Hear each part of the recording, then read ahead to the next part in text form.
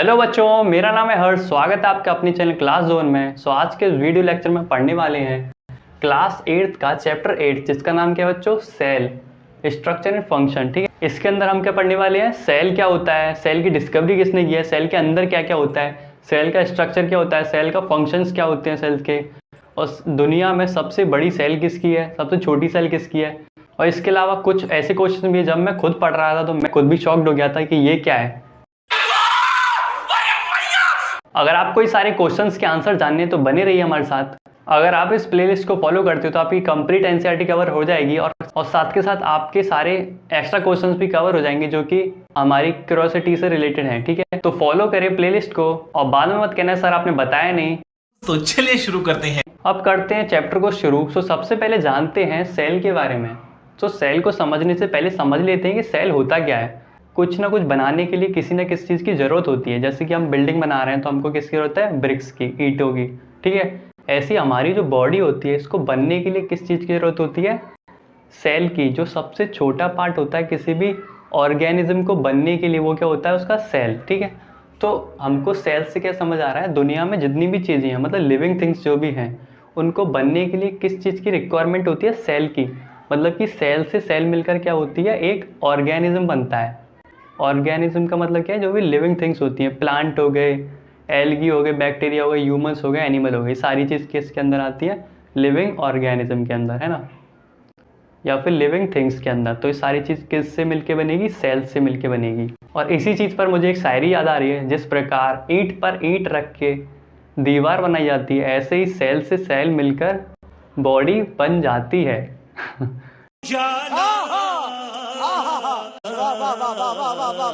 तो सबसे पहले हम सेल की क्या देखेंगे बच्चों, डिस्कवरी। सबको राइटिंग समझ आ रही है। सबसे पहले सेल की डिस्कवरी किसने की थी। तो जो सेल की डिस्कवरी है वो सबसे पहले किसने करी थी या बताई थी, उनका नाम क्या था, रॉबर्ट हुक। मतलब कि एक बंदा था रॉबर्ट हुक। ठीक है, उनने क्या किया था, एक बार का पीस लिया था, है ना, क्या लिया था, एक कॉर्क का क्या लिया था बच्चों, पीस लिया था। इसका मतलब क्या होता है, बार्क ऑफ ट्री। इसका मतलब क्या है, मतलब कि एक पेड़ की छाल होती है उसको क्या कहते हैं, कॉर्क। कॉर्क का पीस लिया तो उनने, किसने, रॉबर्ट हुक ने, इन 1665। ठीक है, सन इतने में रॉबर्ट हुक ने एक कॉर्क का पीस लिया था। ठीक है, उसमें क्या करा था उनने, इसमें इनने क्या किया था कि इस चीज़ को इन्होंने एक माइक्रोस्कोप के अंदर रख के देखा था कि है क्या इसके अंदर, है ना। तो इनने क्या किया था, इस पीस को एक माइक्रोस्कोप में रख के ऑब्जर्व किया था। ऑब्जर्व किया था किसको, कॉर्क के पीस को। ठीक है, इतना समझ आ रहा है। और माइक्रोस्कोप कैसा था, बहुत ज़्यादा लो वर्जन का था, एक तरह से कह सकते हैं, मतलब स्टार्टिंग फेज था माइक्रोस्कोप को। तो माइक्रोस्कोप को और क्या कह सकते हैं हम,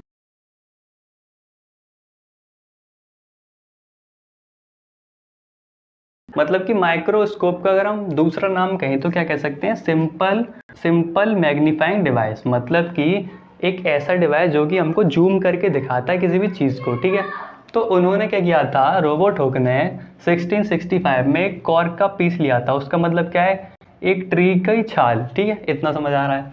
उसको उन्होंने माइक्रोस्कोप या फिर सिंपल मैग्नीफाइड डिवाइस में रख के देखा था। तो उनको क्या समझ आ रहा था, उन्होंने जब इसको देखा था तो उनको कुछ ऐसे दिख रहा था, है ना, जो एक कॉर्क का पीस है उसमें ऐसे छोटे छोटे बहुत सारे क्या थे बच्चों, कंपार्टमेंट थे। ठीक है, ऐसे बहुत सारे छोटे छोटे और अगर इसको दूसरे शब्दों में कहा जाए तो क्या कह सकते हैं इसको, ये जो है एक तरह से हनी कॉम्ब।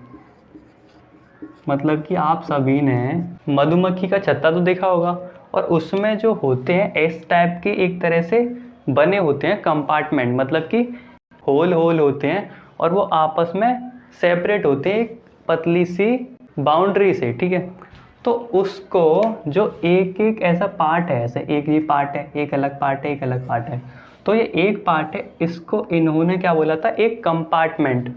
ये क्या हो जाएगा बच्चों, एक यहाँ लिख लेते हैं, ये क्या हो जाएगा, एक कंपार्टमेंट। कंपार्टमेंट का मतलब क्या, एक तरह से जगह, या फिर और क्या बोल सकते हैं, बॉक्सेस। ये ES है ना।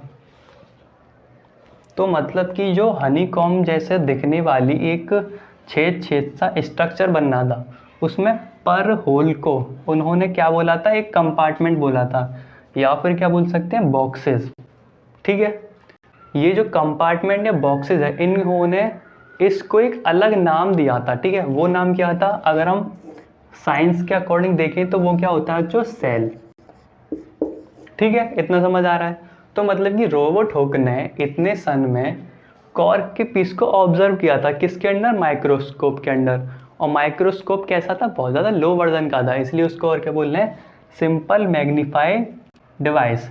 और इसका मतलब क्या होता है, मैग्नीफाइंग का मतलब किसी भी चीज़ को जूम करके देखना, वो वाली चीज़ क्या हो जाएगी हमारे लिए, मैग्नीफाइंग डिवाइस।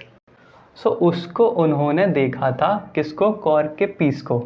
तो उन्होंने क्या देखा कि वो कैसा दिख रहा है, हनी कॉम्ब जैसा दिख रहा है ना। और जो एक एक कंपार्टमेंट है, उन कंपार्टमेंट को, एक एक कंपार्टमेंट को क्या नाम दिया था, सेल। ठीक है, इतना समझ आ गया। सो इस डिस्कवरी से हमको समझ आ गया है कि सेल होता क्या है। ठीक है, तो ऐसे ही ह्यूमंस होते हैं, उनमें अगर स्किन को लिया जाए तो स्किन को अगर माइक्रोस्कोप से अगर देखेंगे हम, तो क्या होगा, उसमें बहुत छोटे छोटे कंपार्टमेंट देखेंगे, तो उसको क्या हम नाम दे सकते हैं, सेल। ठीक है, तो ऐसे ही जितने भी लिविंग थिंग्स हैं, वो सब चीज़ किससे मिलके बनी होती है, सेल से। ये हमने क्या देखा था, एक कॉर्क का पीस देखा था, या फिर कॉर्क का स्लाइस भी कह सकते हैं ना, एक कॉर्क का स्लाइस।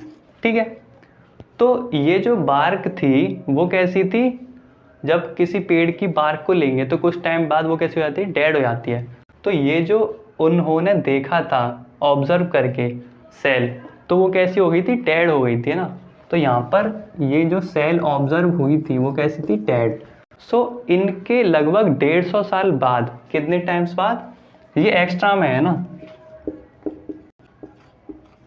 ठीक है बच्चों, तो ये जो मैं बता रहा हूँ ये थोड़ा एक्स्ट्रा पार्ट है। इतने साल बाद हमने क्या किया था, लिविंग सेल को ऑब्जर्व किया था।